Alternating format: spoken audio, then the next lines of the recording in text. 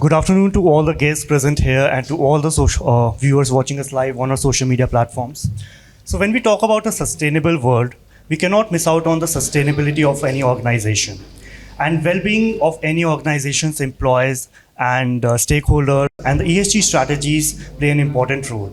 And that is what the topic of this session is, well-being as a cornerstone to ESG strategy. So I'll start with the well-being part with all our panelists over here. So what are the well-being initiatives and how important are these initiatives for any organization? Yes, you can start. Hi everyone. So kindlife is built on the ethos of well-being. We are creating a well-being ecosystem. As part of the ecosystem, there is commerce and community angle to it. Whatever brands are listed on our platform, they have to be toxin-free, eco-conscious, cruelty-free, organic, natural. What we're trying to do at kindlife is, making better living easy for the end user. So entire ethos is built on well-being for us. Ms. Mittal. Yeah. Hi, everyone. So, in India, we have always kind of believed that Sarve Santu Sukhina, Sarve Santu Niramaya. Everyone should be happy and well. And if everyone is happy and well, then all of us can focus our energies on the core and good work. Okay, and definitely any initiative which we take today is aiming towards well-being of people or the biodiversity or the ecosystem at large or the planet and the environment, because together only we can coexist. We can't exist in isolation. So well-being for the environment, if we would say, is towards decarbonization, climate resilience. For people, it would be having better gender diversity, wage gaps, reductions, safety, trainings, well-being, living wages, and definitely on the governance side, following the highest ethical standards, which would include like your POSH, and other corporate governance, human rights assessments, all those things kind of all together converge and aim towards the well-being. Even all our SDGs, if we see, they are aiming towards well-being of some people or species who is kind of living on earth, under the earth, or so on and so forth. Mr. Venkatesh, if you can explain our viewers what are well-being initiatives and how important are these initiatives for any organization? Yeah, again, first of all, thank you very much for giving the opportunity to be a panelist in this very important BW session which is happening. Again, well-being is at the core of every business, and it's the cornerstone which will help us to build for today and for tomorrow also. So, as my co-panelist was mentioning, it is an inclusive subject of multiple dimensions. In our perspective, what we look at is we include a bigger ecosystem into it. It includes the governmental dimension, it includes the customer's dimension, private as well as the governmental institutions which are building this, and then our own directions in order to support that. So these three dimensions is what would bring up the bigger perspective of well-being into the ESG strategy. When we talk about the governmental aspect, a lot of good initiatives are happening towards supporting this ESG strategy and guidances. That needs also good framework and support. It's not just enough with a policy. Just for example, we have a hydrogen policy which has come up. It would need more substantiation on the framework and how we can get it there, towards building more green fuels, future fuels, which are more supporting the environment and also the world at large. And India is at a very key advantageous position because of various factors. One, we are rich with people who have a lot of knowledge and competence. We are a country where the 20 to 30 years of age people would be the key drivers for making the growth of India.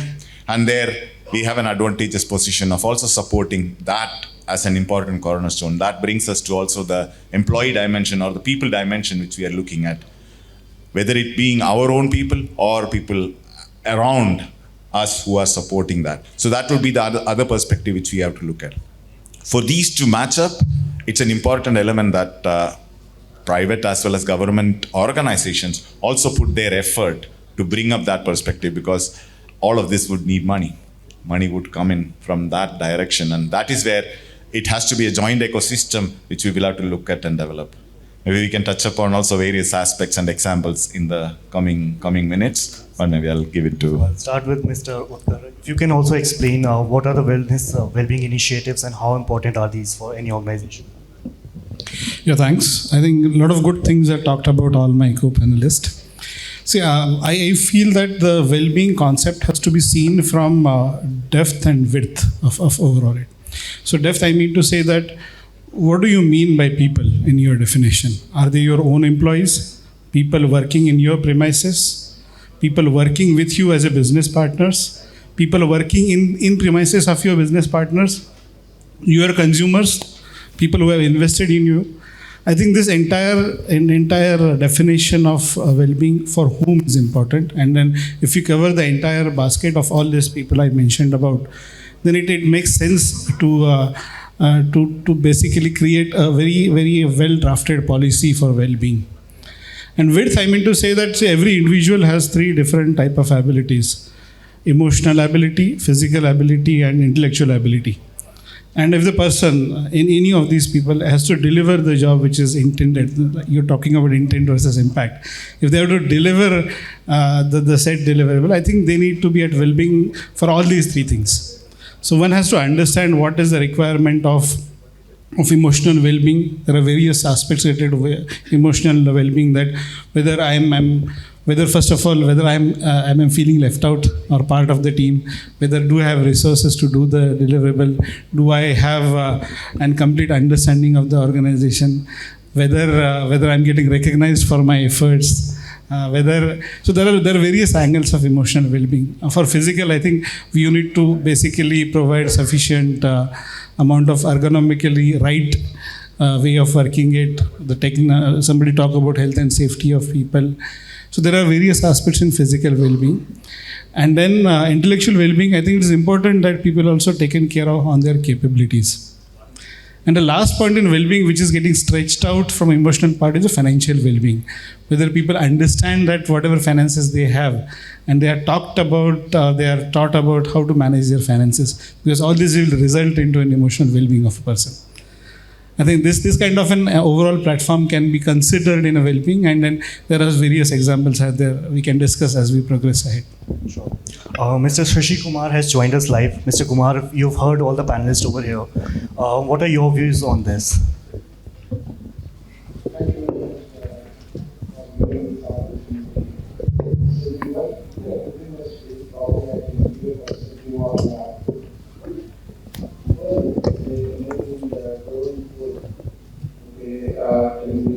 Most fundamental well-being aspect of any enterprise. Okay, can employees stay engaged to grow their own work? Okay, can not always be something that is a cafeteria. Okay, can have some relation with where the food coming from? Can first connect with that. And can employees empathize the partner who is going. Okay, the visitor who is coming to your premise, okay, can you understand the food what he is eating?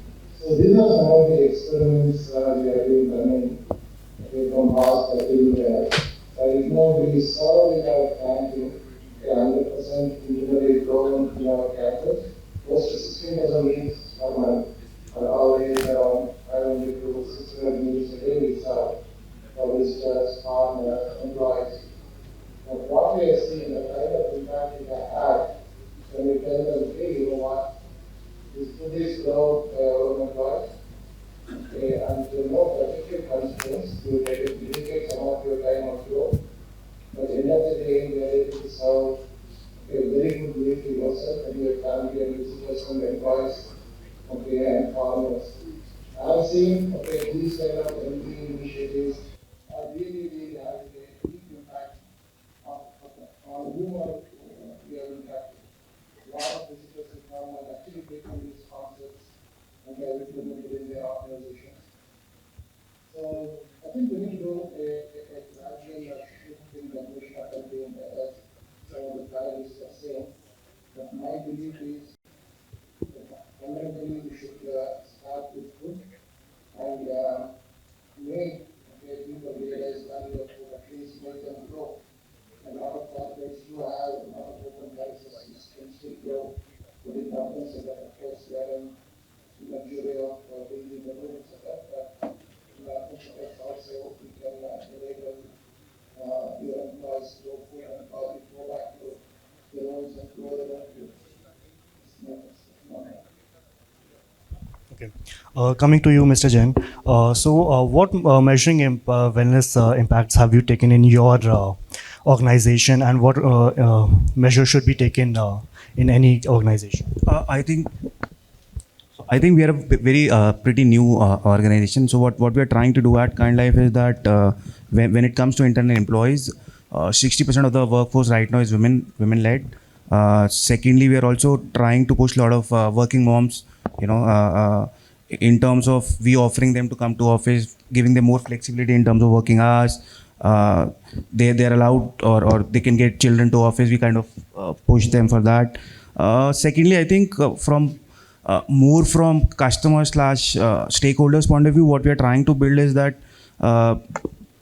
we kind of ensure that so what we are doing is whatever packaging we kind of used, it's plastic neutral right now.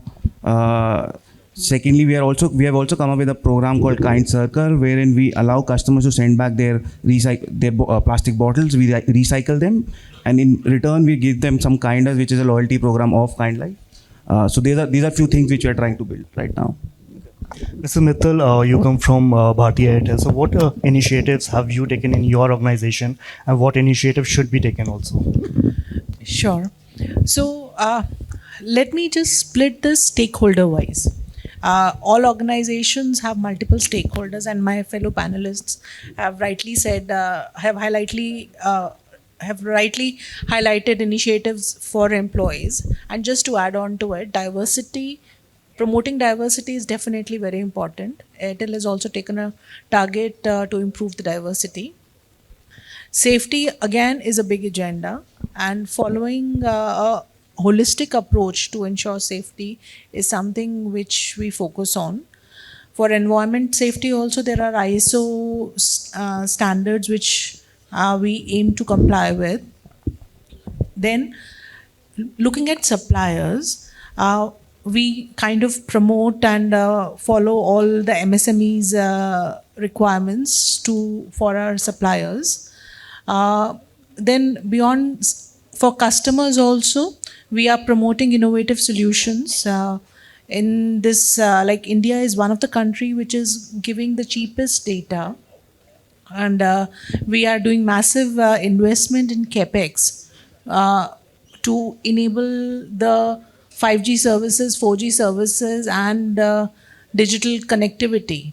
And through our services, a person with just a handphone in their hand can learn, can deliver projects. Even I myself, when I'm working remotely, I just need my laptop and my mobile, and I can just be working across the globe. So this is how we are making that difference. And there are more initiatives on the environment side, but I'll restrict it to the well-being of people. So living wages, benefits like leaves, crash facilities, all those are the key elements, and the list is long. So I'll refrain from getting into specific KPIs around it. Okay. Mr. Venkatesh, Mrs. Mittal and Mr. Jain talked about the initiatives that they have taken in their organization. Please mention what initiatives should be taken, if you can just highlight some. Yeah, okay. This COVID has finished and we are off COVID era now. Many of these changes, people think we have learned new techniques and traits due to COVID, working from home, working from anywhere, those type of dimensions. Yeah, that's an important aspect, but many of the companies already, before have put wellness and well-being of the people into perspective, and especially for us, when we see about our organization, if I see mainly located in major urban cities, it's a big challenge to travel also every day in and out. So if you think about persons spending their 2+ hours on a transport, which is mostly, also packed with people, you cannot do much of the work as it is happening in other countries. So how can we improve that? So those type of flexible work arrangements were also introduced already much before, like 10 years before already was a practice.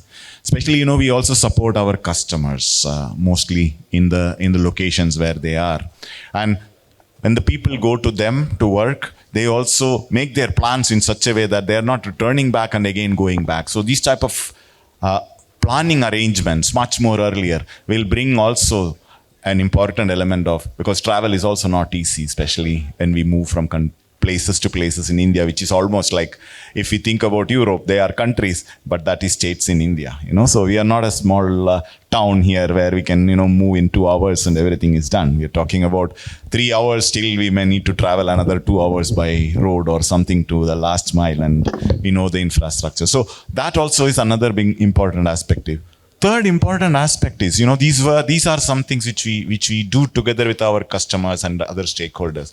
Most importantly, creating awareness is an important aspect. Many times we may know, but we are not aware. And that comes in through various communications and also programs. For example, we have Fun Fridays or some events, celebrate with a tag to a connect. For example, this month is today as we are sitting here is an International Yoga Day. So this month we celebrate it as a yoga month. So every week we have some talks about how well-beings can be done, what can be connected with. So it's more connecting towards practical elements rather than just putting it more on the cloud and, do it if you can, or read it if you can and practice. But bringing them more towards that and getting them there is what we are focusing on. That's also an approach which we are using also in various aspects. For example, health and safety of employees. We have a safety day, safety week, safety month, but we don't do it only during that particular time. We create a theme and then we use the theme for the whole year to continue. So what I want to comment here is that a start is needed. That's important.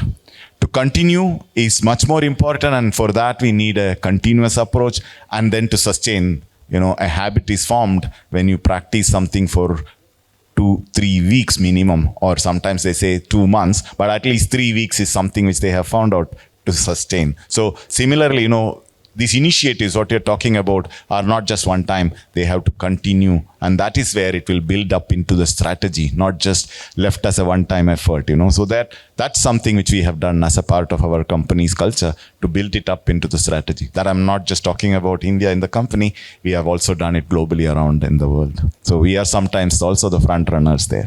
Yes, absolutely. Mr. Odhekar, coming to the intent versus the impact part. So when organizations take these initiatives, what's the intent behind it and what impact does it create usually? Yeah, I was talking about earlier that every individual has certain deliverables to deliver in the organization, whether they are employees or contract labor or business associates. And they are part of the incomplete ecosystem. Now, if you wanted to understand that, how they can deliver best and what are the hurdles into it, we need to speak to them and try to understand what is making them difficult to do that. That's what impact we generally measure. Correct? So in Marico, we have a separate function or a separate team who is taking care of well-being, and this team generally carry out certain engagement surveys with certain periodicity. These engagement survey outputs are so brilliant that it gives so much of opportunities, because it's a live feedback given by the team that this is what something which is giving hurdles. To give you a few examples for employees, I think there was a need where people said that if I have certain issue and I don't want to disclose it to a public domain, how do I solve it?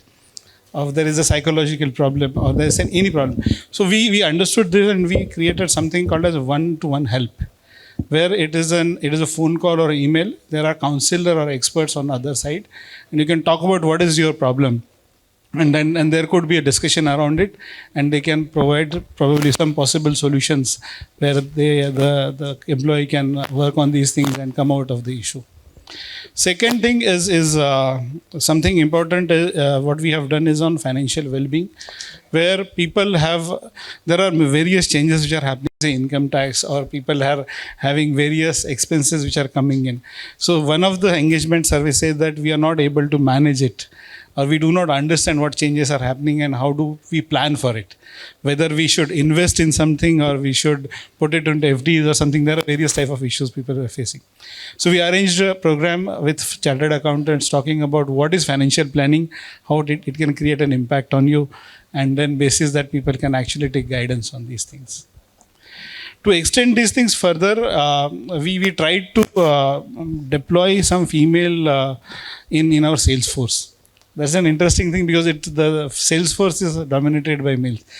And then when we started that, and then we after certain days, we had a chat with them to understand what kind of issues are there, and then what do you want to support.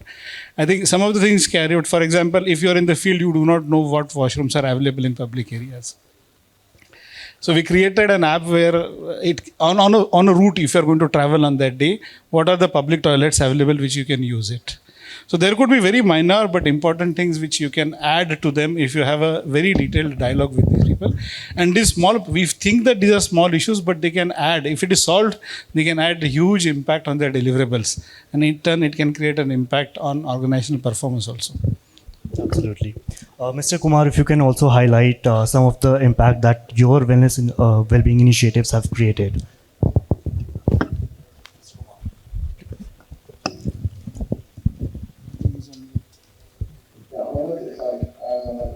One of the biggest impact initiative what we have created has been engaging consumers to be our partners. Okay, how can we drive some of let me say challenges we face as a business through consumer engagement? One part of the consumer engagement has been that can we get the consumers to our plants and try to interact with our employees, okay, and also with our partners. We are seeing that empathy of a consumer is going up. Last 1 year, we have got around 10,000 consumers of us visiting our farms, around 900 farms, okay, at various stages in the year, interacting with our employees and the farmers. The consumers are able to really appreciate, hey, this is what is happening at the farming side. This is what it takes to produce our food. And probably they are more empathetic versus some of the errors we make. For example, a late delivery is error. So can consumers understand why exactly late delivery happens? So that is one part of the engagement we have been driving across the organization very deeply. The second part is, can we solve some of the, let me say, goals which employees have through partnerships with consumers? Okay, some of the excluded producer responsibilities of waste management. We have been able to engage consumers very deeply. We are able to make sure 25% of our consumers who actually take our products, they are able to give back all the packing material to us. Maybe over a period of 2 to 3 years' time, we should be able to collect 100% of it. So this is one of the biggest headaches for any organization, and we can drive it as a KPI to some employees. But rather than doing that, can you reduce the employee burden by partnering with, let me say, consumers to try to solve those problems? So we have been very, very successful in these two fronts in last 2 to 3 years. Okay. Mr. Venkatesh, if you can highlight the policies and the framework part. Like organizations mostly focus mostly on the policies and the framework and miss out on the impact that they've been trying to create. Do you think what more can be done to this? So actually one part is creating a policy, but that's a basic fundamental of it. Policies are important guidance, but what we need together with that is the frameworks and sort of also how are we progressing on those? What are the achievements which we are able to do on those? So policies by itself is not sufficient enough. How we can complement is creating some frameworks. And that's where I was coming to, also with guiding some programs and plans which will help on the policy. So my co-panelist was talking about a few engagement sessions. Similar type of engagement sessions we can see on different aspects, whether it being insurance, whether it is being, direct impact, indirect impact, we can look at, so that type of impact would help us also. And when we talk about measuring impact, it's also an important element. How much have we utilized? What have we done to achieve that? For example, if you are thinking about the POSH policies and the diversity policies, what have we done in the previous 3 years? How much efforts have been done on that? And create some stories around that. So what we have done is, a few of these, for example, it's also connecting that. We have our own internal magazines, internal intranets, which we call it as. It's more used for communication purposes. That also what we do is create such stories also, put them also to customer magazines and external magazines, where it also brings up that perspective that what we have done and what we have achieved also need to be communicated around, which also gets its own perspective of actually getting more impactful and further more enhanced on it. So that's where it's not enough, it's just policies. Most of us have employee handbooks or, policies which are there, but how can we go further on implementing the framework and getting the measurements also done? Mrs. Mittal, if you can highlight, is there a way to measure these impacts beyond just the quantitative metrics? Sure. I'll take an example. Now, suppose it's a diversity. How I measure diversity? Simple formula. Diverse headcount divided by total headcount. Okay.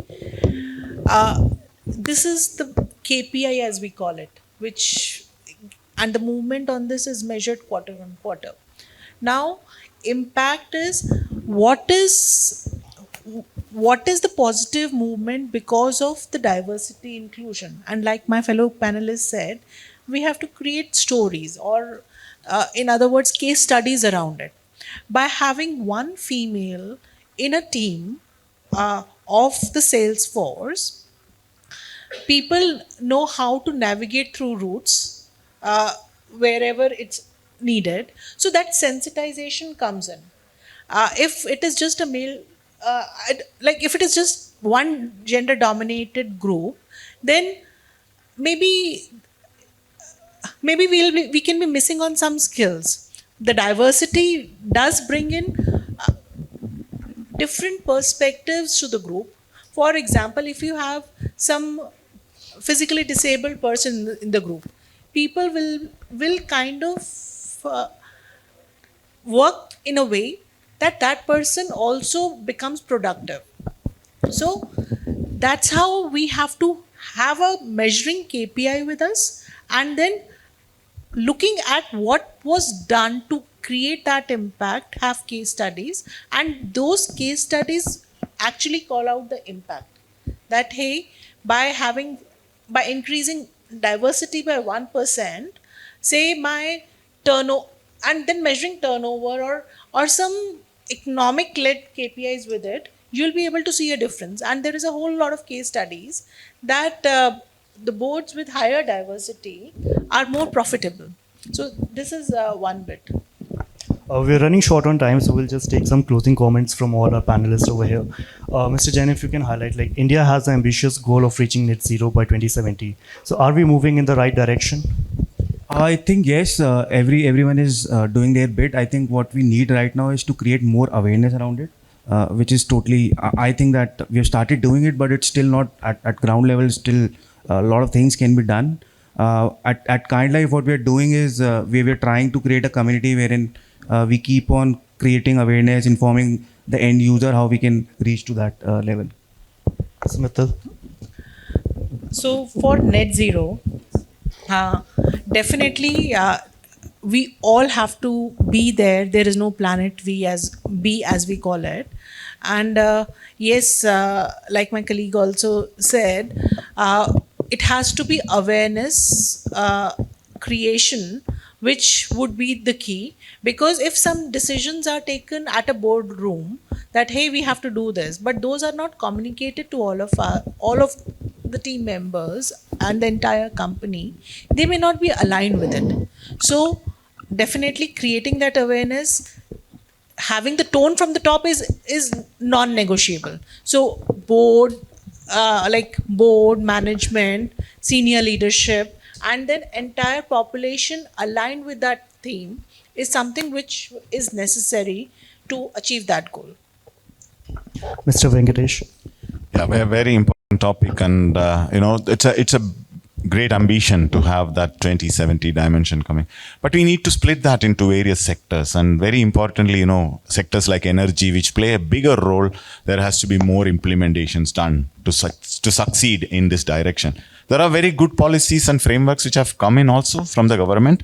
What we need is also more working groups who would be able to take this forward and also bring in, we don't have to learn everything by ourselves. There are also technologies which are developed in other places. How can we easily port that? An important dimension of that would be to increase our spend on R&D, engage our, the institutes and, the educational institutions which are around there, and then bring up stories which would help us to implement those to get fast moving this. And that's important in the coming 2-3 years to set the goal for the next 10 years. So time is now, and we have to act now. That's where I would say. We have to act now. Mr. Odhekar, what do you say about it? I think well said, sir. I think it's what you said is absolutely important. You can see a lot of enthusiasm around us when you talk about sustainability. People wanted to be there when such kind of discussions are happening. To convert that enthusiasm into an action, it is important to develop sustainability literacy. Because what happens is that the topic is complex and the understanding or literacy about the topic is probably, I could see, it's still quite low. And there is an importance that we have to give to improve the literacy on this topic so that this enthusiasm is positively converted to actions and we march on the path what we wanted to have. Mr. Kumar, your take on this? I think my take is that if you present in the panel, sometimes net zero should be driven by the consumer. Consumer should say, hey, you know what? As an organization, if you are not net zero compliant, I am not going to take products from you. I think that's where you will see a huge impact. I think customers and consumers, in a B2B mode, probably the customer, and in a B2C kind of setup, the consumer should drive the organization net zero, and consumer should start demanding. I think enterprises, they are prone to follow their products, they want to do the business. So this is my take on it. So before I close the session, I'll take few questions from our audience present here. If anybody has any question for our panelists over here, they can raise their hand.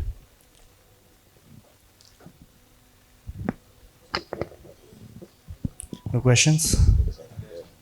We have one question over there.